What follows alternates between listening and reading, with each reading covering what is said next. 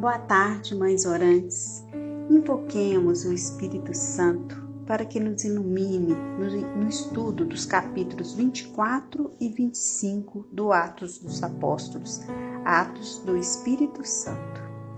Vinde, Espírito Santo, vinde por meio da poderosa intercessão do Imaculado Coração de Maria, vossa amadíssima esposa. Vimos nos capítulos anteriores que Paulo foi preso em Jerusalém, acusado de pregar contra o povo, contra a lei e de profanar o templo, e que alguns judeus armaram uma emboscada para tentar matar Paulo, mas o tribuno Cláudio Lísias foi avisado e tirou Paulo das mãos dos judeus e o enviou para Cesareia aos cuidados do governador Félix. Paulo ficou preso no pretório de Herodes, aguardando audiência com o governador. O capítulo 24 inicia relatando que após 5 dias da chegada de Paulo em Cesareia, o sumo sacerdote Ananias e seu advogado Tertulo compareceram diante de Félix para fazer várias acusações contra Paulo. O objetivo do sacerdote e de seu advogado era convencer o governador Félix a devolver Paulo para ser julgado em Jerusalém, porque lá o sumo sacerdote tem muito mais poder e lá eles matariam Paulo ou por uma emboscada ou pelas leis da religião. Tertulo, o advogado, usa no início do discurso da estratégia de elogiar o governador e sua atuação. E a partir do versículo 5, Tertulo acusa Paulo e diz ao governador: encontramos este homem, uma peste, um indivíduo que fomenta discórdia entre os judeus no mundo inteiro. É um dos líderes da seita dos nazarenos. Tentou mesmo profanar o templo.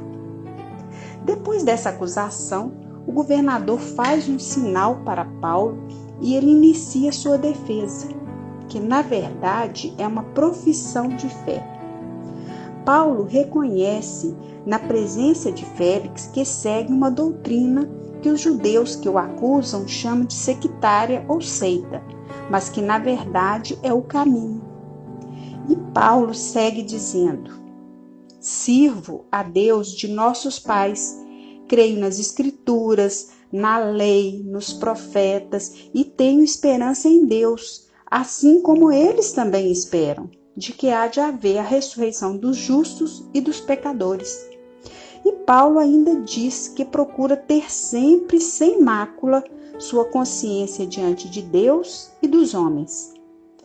Paulo, ele não só professa a sua fé, mas ele professa também a sua condição e conduta moral, elementos fundamentais que não podem faltar na religião. No versículo 17, Paulo refere que após muitos anos ele fez um voto, que ele compareceu no templo após uma purificação, sem aglomeração e sem tumulto. E assim se defendeu da acusação de profanação do templo, que na verdade tinha sido feita por judeus vindo da Ásia e não pelos judeus presentes naquele julgamento. O governador Félix já conhecia a religião do caminho. A esposa de Félix, Drusila, era judia e ela já tinha ouvido falar de Jesus e do Evangelho. Então Félix não dá o veredito final. Ele resolve manter Paulo preso por mais tempo até ouvir todos os lados para tomar uma decisão. Ele deixa Paulo preso, mas com benefícios, recebendo gente, escrevendo cartas, e aí Paulo teve alguma liberdade para exercer seu ministério. Depois de alguns dias, Félix traz sua esposa para ouvir Paulo falar da fé em Jesus Cristo e pregar o Evangelho. Até uma hora que Paulo vai falar sobre a justiça, sobre a castidade e o juízo final. Ao ouvir esses assuntos, Félix fica apavorado e manda Paulo parar de falar e retirar-se. E diz que o chamará em outra ocasião. Na verdade, o que Félix esperava é que Paulo lhe desse algum dinheiro. Ele queria um suborno. Por isso, ele chama Paulo frequentemente. Isso nos diz o versículo 26. Mas Paulo não oferece dinheiro algum. Paulo não se curva aos jeitinhos, não dá suborno, não se corrompe, não dá dinheiro para Félix, mesmo sabendo que Félix estava inclinado a escutá-lo e a soltá-lo. Ele não se curva à mentira. Ele mantém a verdade mesmo na perseguição e diante das falsas acusações. Paulo nos deixa um grande exemplo para os dias de hoje, de honradez, de força para manter a mensagem do Evangelho, apesar das adversidades. Paulo é mantido preso, aguardando julgamento, e após 2 anos, o governador Félix é substituído por Festo. E aí, depois de 3 dias da chegada de Festo na província, ele subiu de Cesareia para Jerusalém.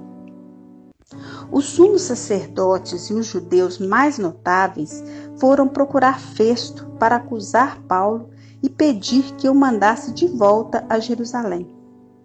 Na verdade, os judeus pensavam em matá-lo no caminho, numa emboscada. Festo não permitiu. Diz que, se quisessem, poderia acusá-lo em um tribunal em Cesareia. O governador Festo sabia da condição de Paulo de cidadão romano e, por isso, tinha preocupação com o julgamento correto de Paulo. Festo voltou para Cesareia, sentou-se no tribunal e chamou Paulo para uma nova audiência, que é descrita a partir do versículo 6 do capítulo 25. Os judeus que tinham descido de Jerusalém acusaram Paulo de muitos e graves delitos que não podiam provar.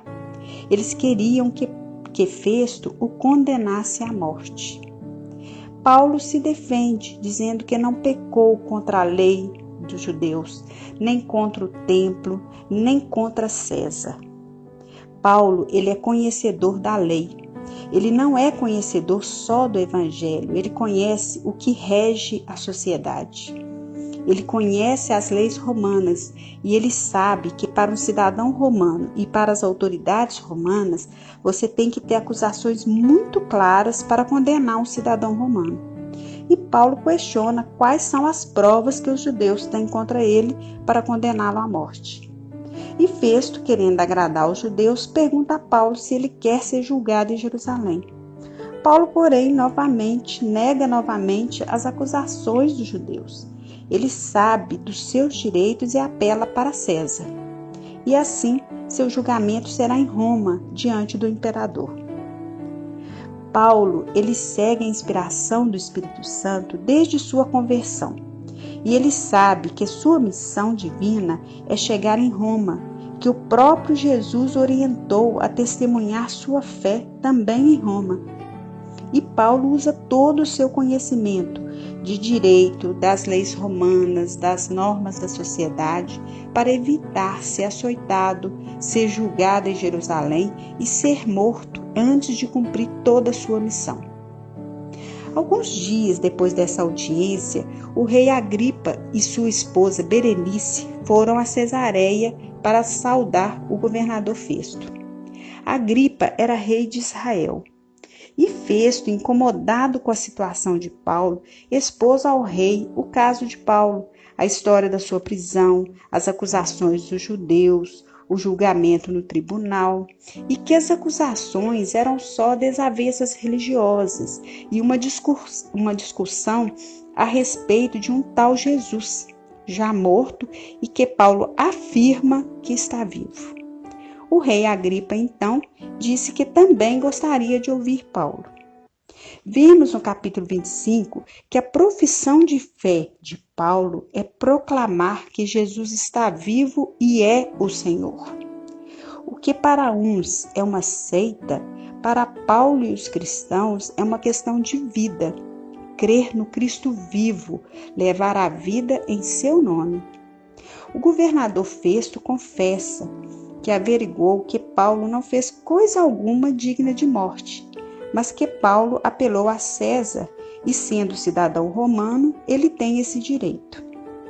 E assim termina o capítulo 25, com Paulo aguardando para fazer sua defesa frente ao rei Agripa e já sabendo que seu destino é ir a Roma para ser julgado por César. Peçamos a Deus, mães amigas, que nós também, como Paulo, saibamos testemunhar Cristo vivo, pela nossa fé e também pela nossa conduta moral e retidão de caráter. Um grande abraço a todas vocês.